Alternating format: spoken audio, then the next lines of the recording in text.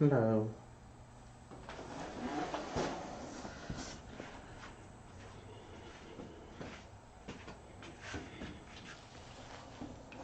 Okay, hopefully I can read comments from this far.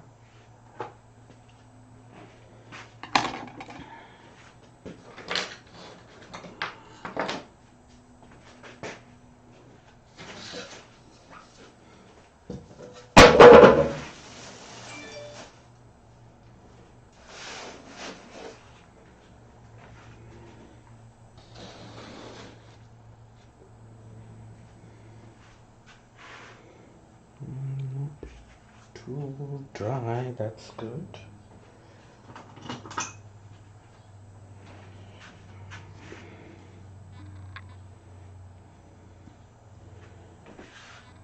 So I'm making some pillow forms today. I kind of made them part way, but they still need a little bit more work. They always need a lot of work. Hey Nancy. Yeah, doing pillow forms. I'm going back in history. That's what's happening. So, I don't know if many people have seen this. That's my signature stamp that I use on my work. And that's a stamp it makes. Did it focus? Come on, focus, dude. There you go. Yeah, it's made out of brass, and the real cool thing is, um, this is my actual signature. It's not a font or anything that was picked. It's written in my writing, and I clearly cannot write this tiny, that illegible. So I just send in my signature or the way I want to sign my pots. This is not the way how I sign my checks or anything, but it's my handwriting, and this is the way I wanted it written on my pots. I just sent in my regular sized handwriting in and let them know how wide I want it, in order to fit on my pots or whatever. And they shrink it and they make this brass stamp out of it. And I have used this from the very beginning of making my pots. Well, when I started selling, almost.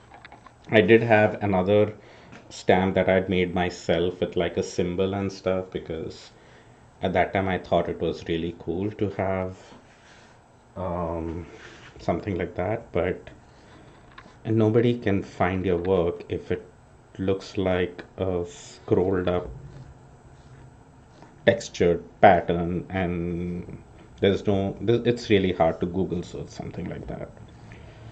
So I was like, no, I actually want my name, which people can Google. It has helped significantly. So, because it is, traditionally with pottery, it's like every potter has their mark, which is a cool thing. But current day and age, I would say it's nice to have some mark which can be searched on the internet. So you can see, I don't know if you can make out much of a difference between these two, the one which I just finished. So this is the one I just finished. It has a little bit more smoother edges. This one has sharper edges. I'm just going ahead and smoothing them out. So what I'm going to do first is actually maybe just round up these edges with the Surform blade, and it's not a lot, it's just very slight, but gives it a quite an organic feel to it.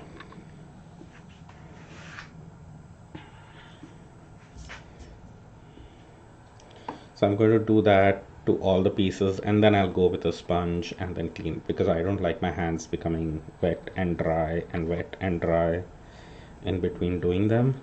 I just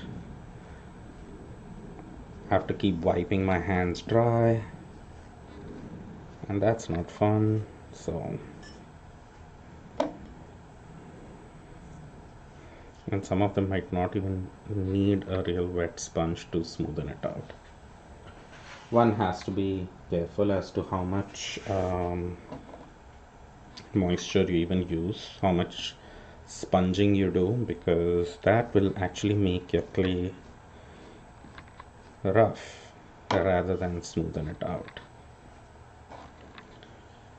I have always noticed that in with student work or when I'm teaching, if I tell them smoothen the edge, they all go for the sponge and dunk it in water and try to smoothen it out. That actually makes the surface a lot more rough. And why is that? Anyone wants to guess why is that?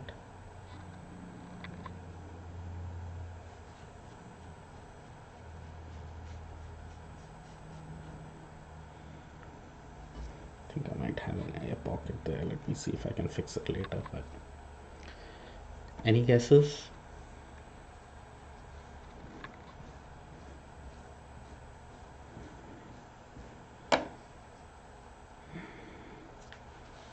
No guesses? Well, the reason is that when you take a wet sponge, that's what you have done, so no idea. See, when you take a wet sponge and you pull it across the clay, if it's just a damp sponge, not very wet, it's fine. But if it's too wet and you smoothen it maybe more than once or twice, you'll end up picking up all the fine particles with the sponge. So the sponge will just grab all the fine particles in the clay, and the clay is made out of a mix of, you know, fine and some rough particles, some sand, silica, all of that. But all the fine particles get picked up by the sponge, and all what's left is the rough part. And that's why the glaze doesn't catch on to that rough area nicely either. Yay for learning moment. Now if this was real Twitch land, there would be an icon jumping around saying learning moment, but not here. Nancy can jump around saying it's a learning moment. Who is Schmutzerella Jan? She is chatting with me on Twitch. I have other viewers, but I think they are on Facebook. Maybe, who knows?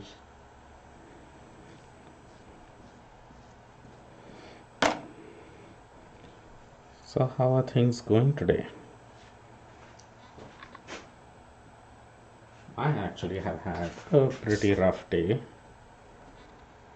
and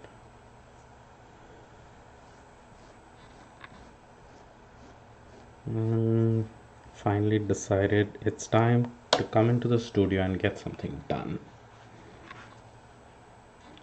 Oh, you learned to make bouncing emojis on Twitch. That's cool.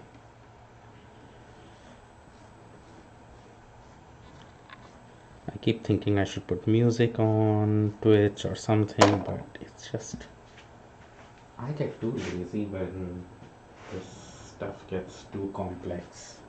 For me, even setting up my camera and my laptop just to do a live thing takes extra prep time.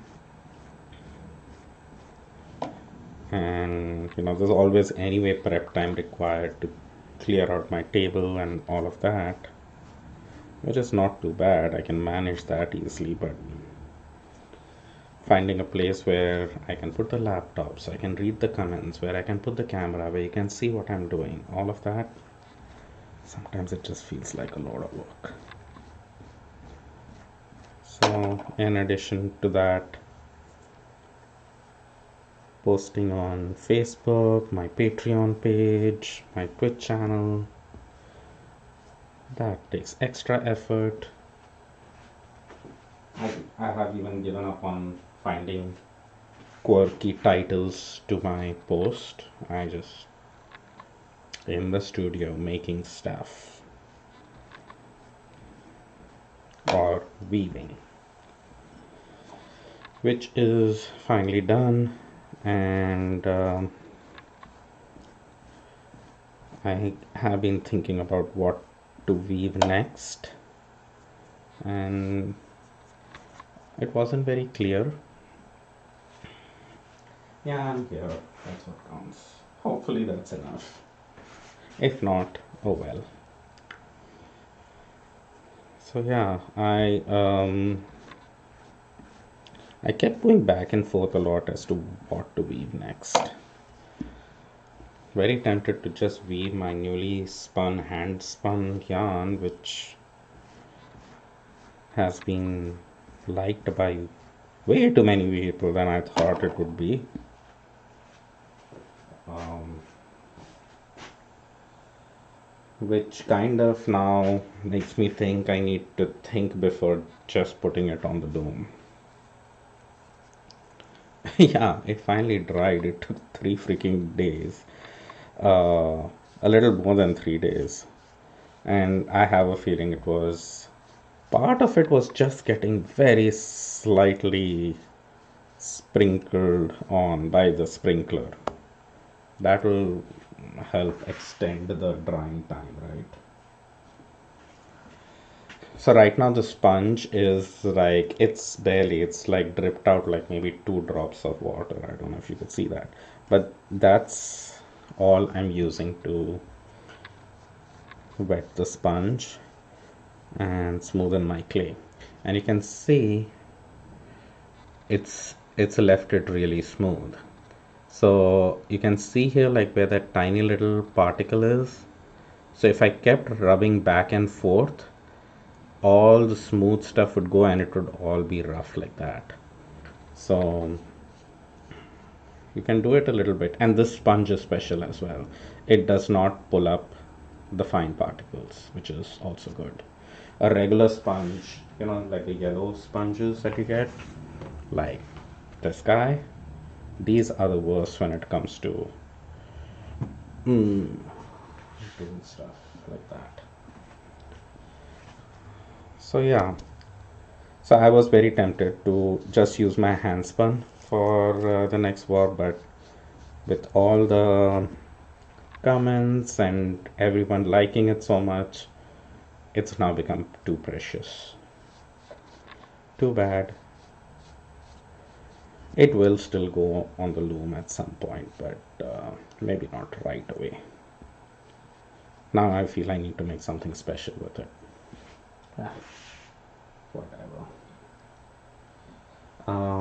And I did get a good around 1600 yards out of it. Hey Benjamin, hope you're doing well. I'm working in the studio and talking about my weaving projects. So you know where my mind is. Okay, Shmozzarella, you need to shush about the 80-inch scarf that you want.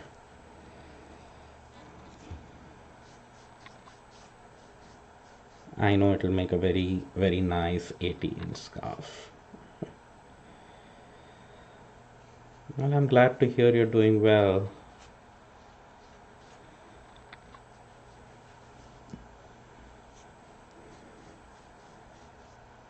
And so yeah, I was kind of stuck on what to do with my hand spun, what to weave next. So what I decided was, rather than using that freshly hand spun yarn, I wasn't feeling in a very colorful mood. Hey Diana,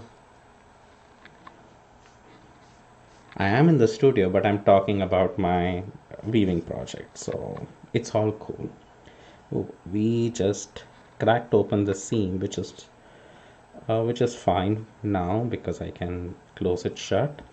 But I need to make sure that the air is trapped inside the pillow and doesn't go anywhere. Yeah, I could make a warp with my new cones and sparkly yarn, and that's what I kind of lean towards basically. Uh, because I wasn't feeling in that colorful of a mood today, I decided I'm going to do a black warp, just how the mood is. So, what I did actually last night was I went through my stash and saw all the yarn that I had, and I didn't have that much black color uh, yarn. Uh, I had some grays. I had one or two gray colored yarns. One was from a recycle merino sweater that I got at Goodwill, I think, several years back. And it's a nice sport weight, dark gray, almost black merino yarn. And then there were few cascade yarns and there were some other yarns, but there was not enough of a variety and texture. So what I did is I pulled out some not so light yarns, some which were over dye experiments, which just resulted in this very weird goose stirred green kind of yarn. There was very brownish yarn that I had. There was some bamboo and wool yarn from my previous sweater project. That baby sweater you all must have seen. So there was that, and there was some tapestry, 100% wool yarn. Again, picked up at a garage sale or somewhere, and it was like this very weird green color. So I just took all of them, put them in the dye pot, and added some black dye to everything all together. So some would absorb more, some would absorb less. I didn't care. I was like, it needs to be black, some shade of black, or getting there. So that's what I did. I also added some textured cone yarn. So I put it in there, let it cook last night, and it all took dye pretty well. Varying degrees of black, and I think it'll make an interesting work now.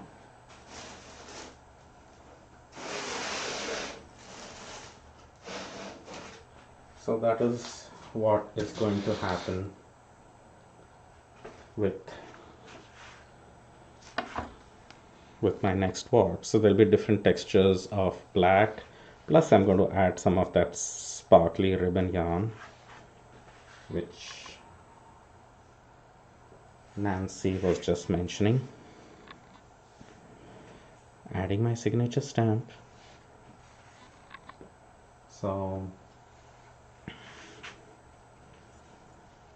and since I was so much in weaving land and looking at projects, what to make out of Sauri weaving things, um, the whole idea of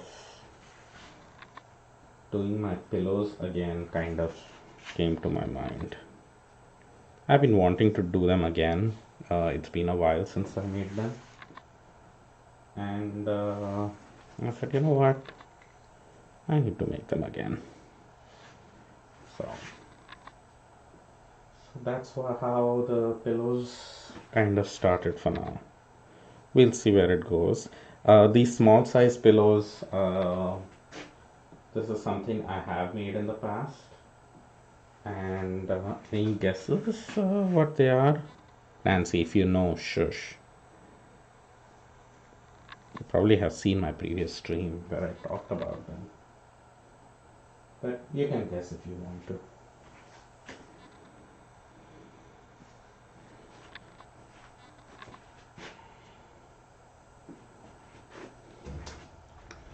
Clay is still on the softer side. No one is here on Twitch anyway. Yeah, but there are people on Facebook. So yeah, if you say anything, probably no, the others will not be able to see it. Yes, they are, Nancy. Good guess. Yay!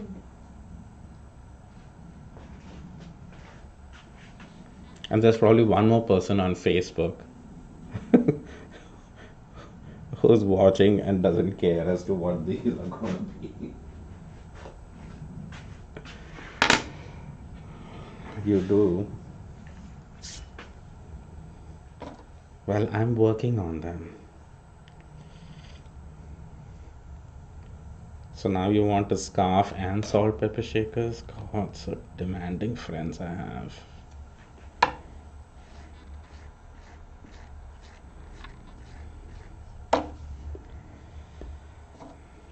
So yeah, these are actually going to be salt pepper shakers. Yes, basically you want all the things, which is fair. We all want all the things. Casper, on the other hand, that would be fun. Casper, hey, come sit on the bed, Casper. Mommy will come. So Rima has gone to pick up groceries, and he has been stuck on the front door.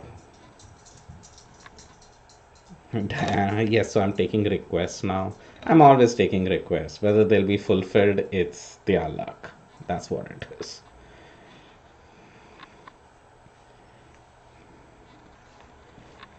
So yeah, over this shutdown period, Casper has gotten extremely close with Rima. He was always my dog, but she's at home and she gives the best treats. I don't.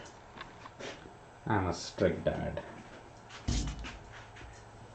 He just walked up. Casper, come here. Come sit in your bed. You want to sit in your bed? We'll wait for mommy together. Yeah, we'll wait for mommy together. Come sit in your bed. Come here. Do you want to say hi to everyone? No? No. Mommy is gone, so I'm going to sit and stare at the front door because that's going to make her come back quickly. At least that's what the theory is. Yes, my boy. Yes, come here. Come here. Why are you so sad, Boo? Huh? Mommy is going to come. You want to go in the bed? Do night night in your bed. Do night night in bed. Come. Yes, good boy. You want me to move this? There you go. Good boy. Finally, somebody is settling into their bed. He's just been staring at the front door, which is so freaky.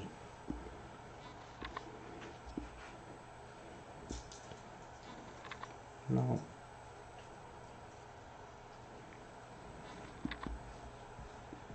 Anyway.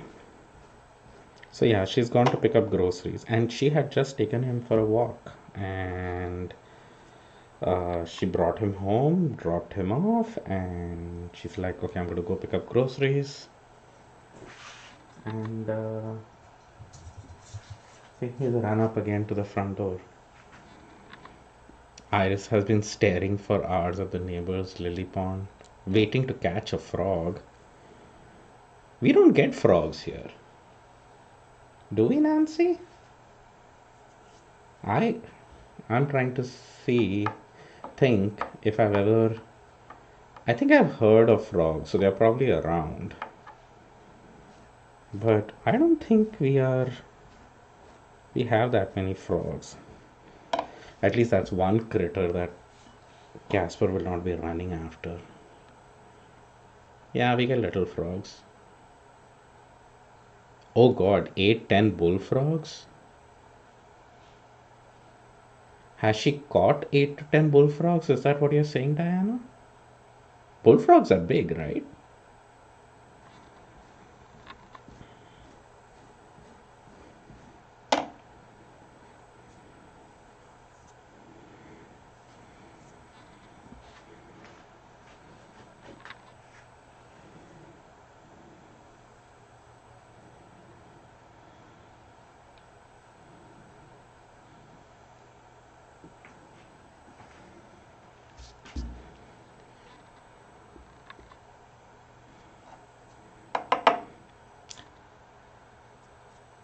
Oh, you had one hop in your car when you left the door open. Oh my goodness.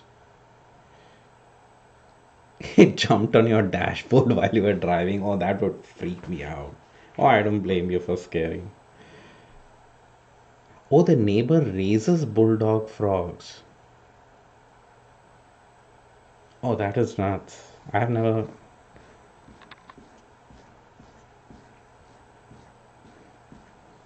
I didn't know it was a thing to raise. I just thought they grew.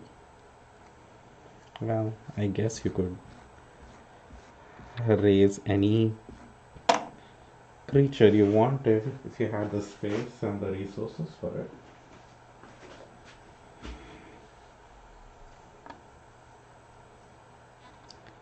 Oh gosh, when things get back to normal and Rima starts going to work again, I don't know what am I going to do with this guy.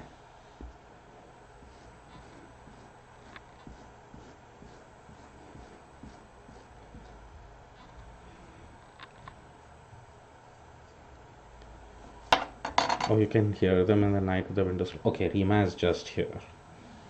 I can hear the door opening.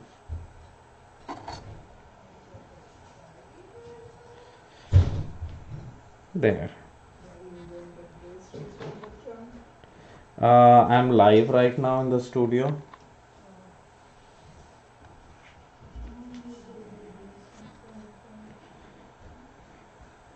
He's been sitting by the front door.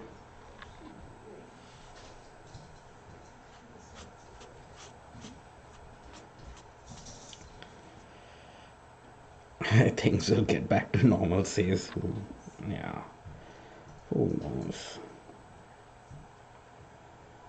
I want them to get back to normal real bad, but I don't know what is normal anymore. Like, what kind of normal am I willing to settle for? I don't know.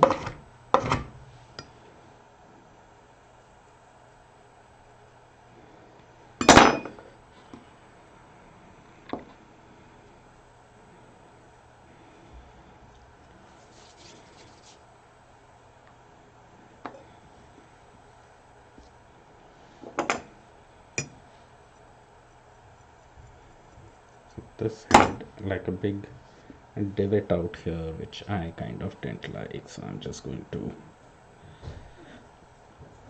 cover it up. It actually needs to be a little bit drier to fix that, but we'll have to work on it later.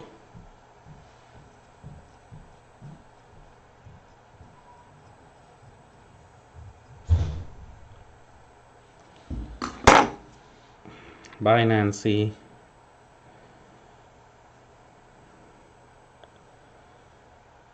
So yeah, there we go. That's much better. That kind of smoothen that out, but I will go back in again and fix that later on if I feel that it needs fixing. I kind of like them to be a little bit, I don't want them to be perfect curves or perfect folds or have that perfect chop on cushions. I was watching some home decor show or something. Some video started auto playing, um, and it was really, such a big deal to have that chop in between the cushions. I never knew. I never chopped my cushions, but apparently it's a thing.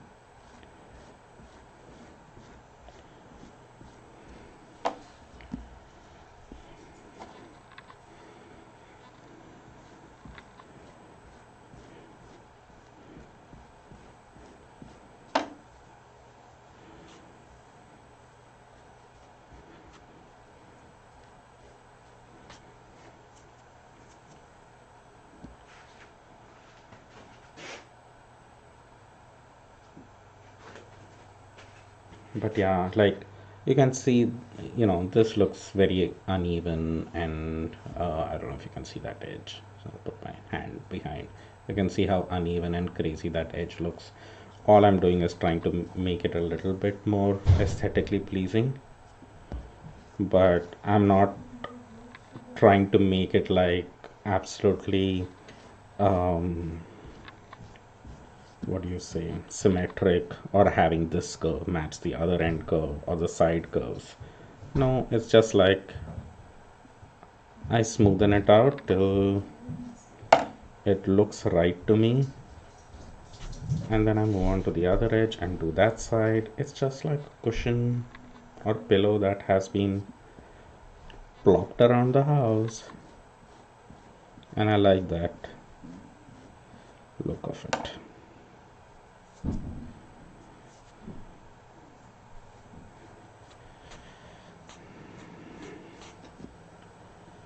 So I think my yarn is dry and I'm ready to warp it. Oh, Diane, I had a question for you. Since if you are there still online, you have been weaving with my yarns, and I think I had maybe more sock yarn in it, and I know I had a mix of worsted weight yarns too. But are you weaving at like 10 dents per inch, or did you change the number of ends per inch, or did you do, more ends per inch for the sock weight and then the same dents per 10 dents per inch for the worsted weight sections? I'm just curious.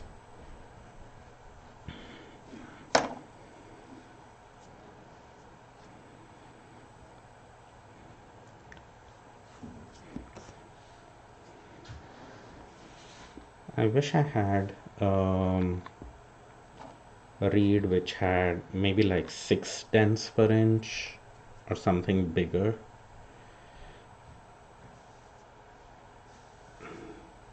Or the only one sketchy is the cord spun yarn. Oh, I'm sorry. Yeah, the cord spun yarn is a worsted weight yarn over which, well, an acrylic worsted weight yarn over which I cord spun. So it is thicker, and yeah, I can see how the blades of your reed might be kind of wearing on it. Oh, I'm sorry, I didn't think about that. So probably not a good idea to put cord spun yarn in the warp. I should have known because it looks like a singles yarn from outside, and it's really a decorative yarn to make your, you know, core yarn look pretty. It doesn't add strength to it as such. Yeah, 7.5 tenths per inch is also good. I was thinking more like if I wanted to add some, say, coil yarn or some spiral yarns or something like that. Um, you know, I'm kind of stuck with this 10 dents per inch. If it doesn't go through a 10 dent, then I cannot use it on the warp. But I think with those two, it might be an issue because, um, you know, if I'm beating them, those spirals are not going to survive.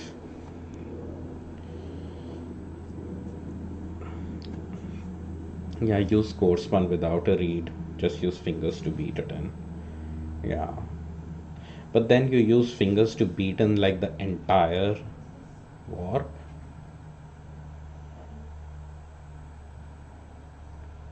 That'll be a whole different process. I think I did see some video of somebody doing something like that, and I was like, it just made me feel like, oh my goodness, that's like so out of control.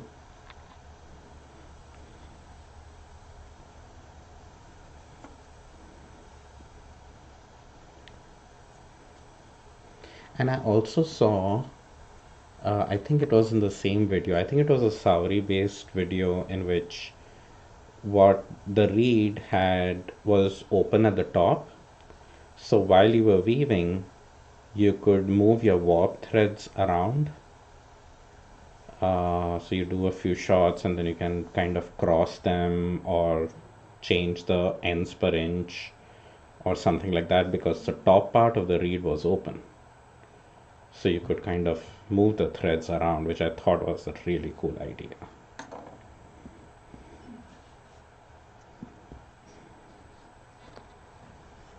That is something to consider.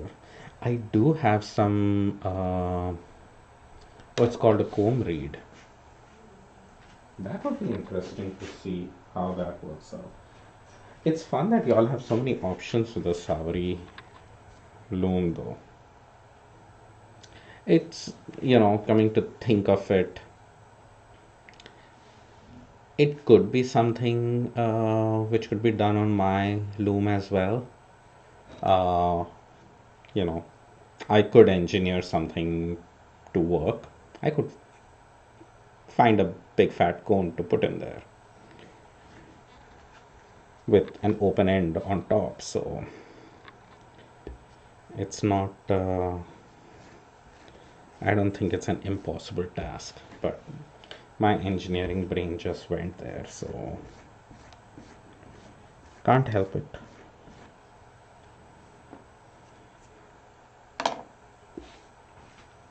And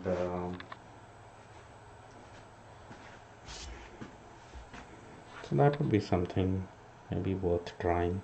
Oh yeah, the other thing I wanted to say was I might try it in this weaving.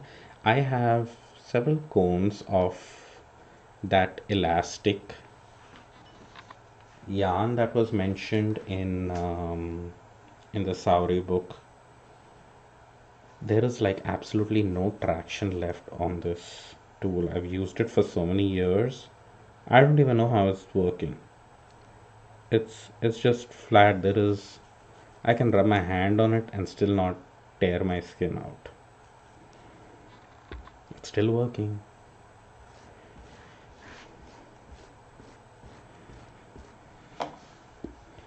But yeah, so I want to see what effect that elastic yarn does. I know it'll scrunch up the fabric. I don't know if I like it, but I might try it out.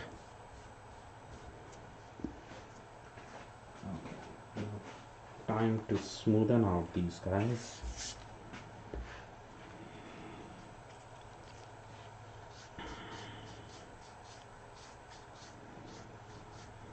So I'm putting in this warp, I'll be putting in different shades of black, different shades of gray.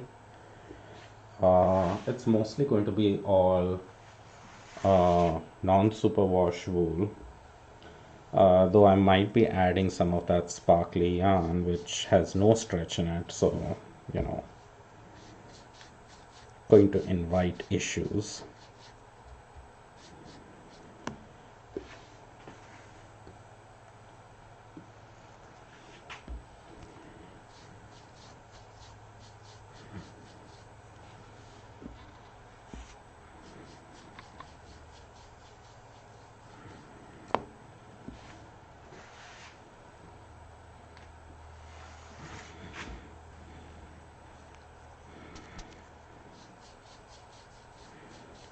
But we'll see how, and maybe once I have that warp done, it'll give me ideas as to what to do. Right now I'm in a state where I just kind of want a black warp and I want to weave black. I don't know why.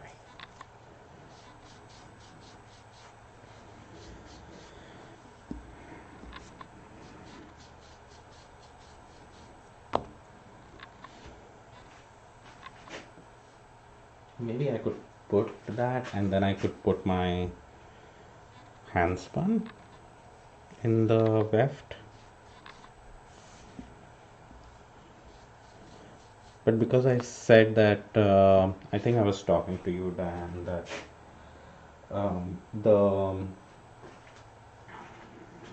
the color repeats in my handspun is around 10 to 15 yards.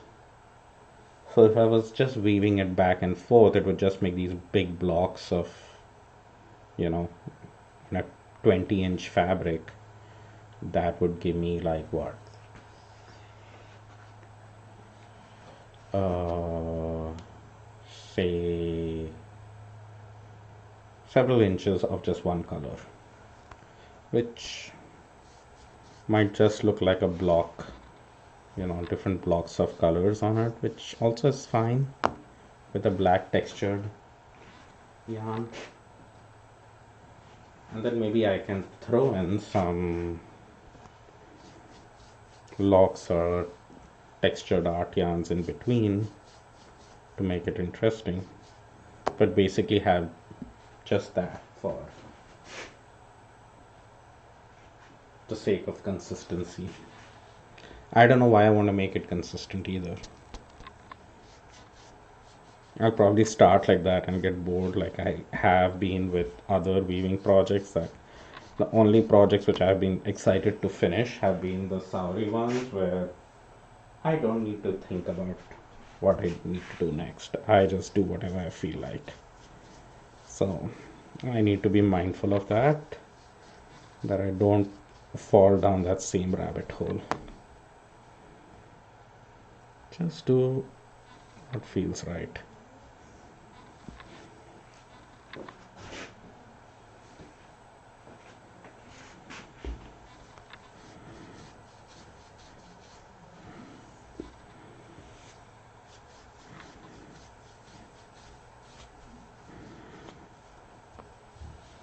Okay.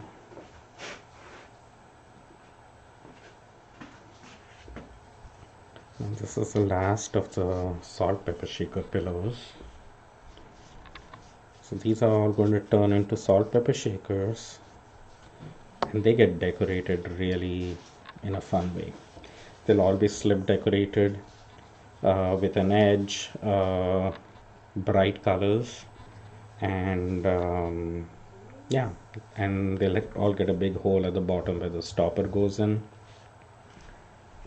Ooh, I didn't even check whether I have stoppers. That'd be interesting to find out.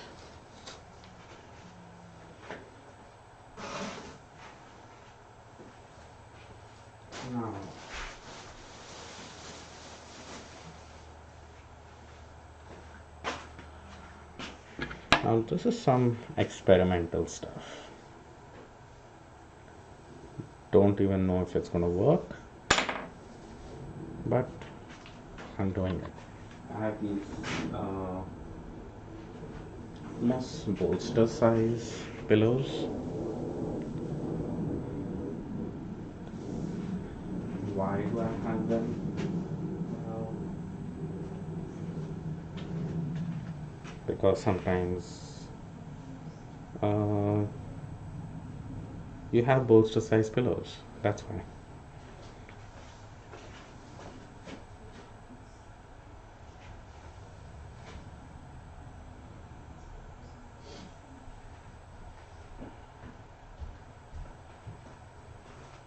And some super long ones.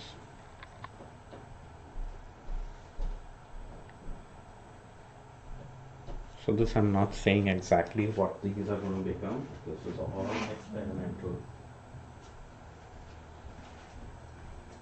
And have no idea if it's even going to work.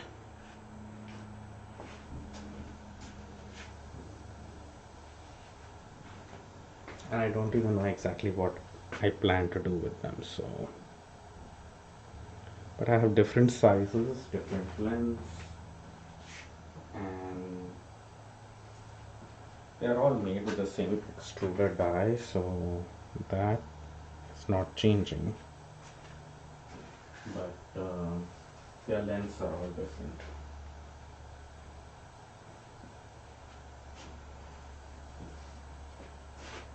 But they also need the same treatment to get smoothened on the edge.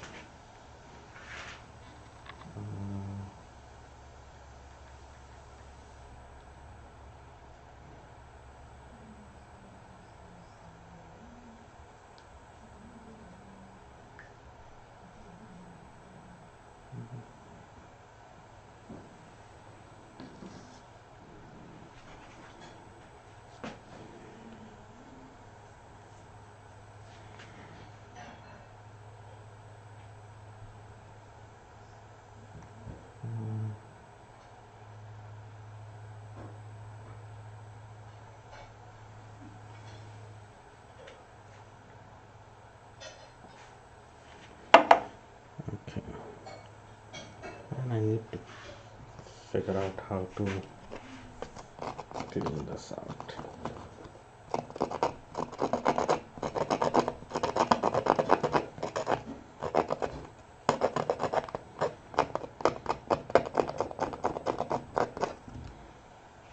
I don't want to wet it because once it becomes wet, then it just makes a mess.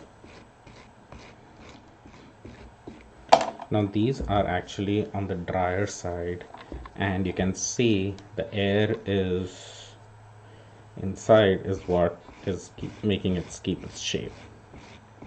But if I don't put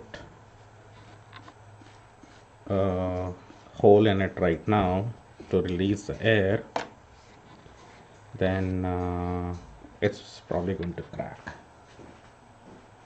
So I need to be careful about that.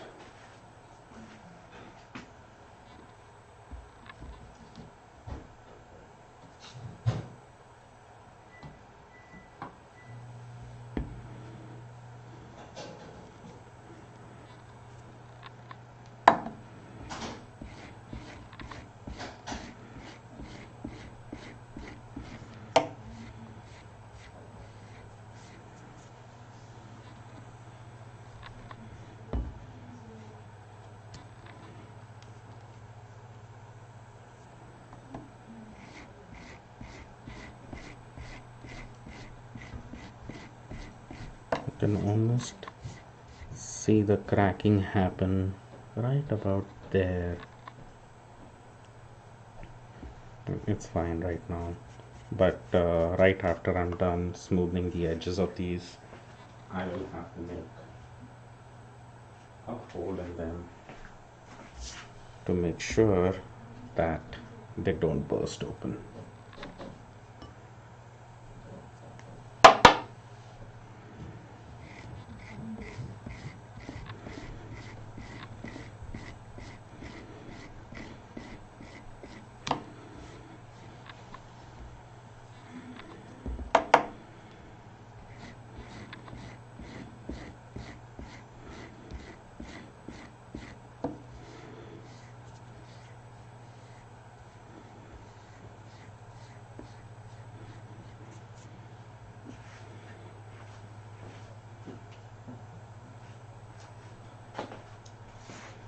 So anyone, any ideas as to what you can do with pillow forms? Clay pillow forms.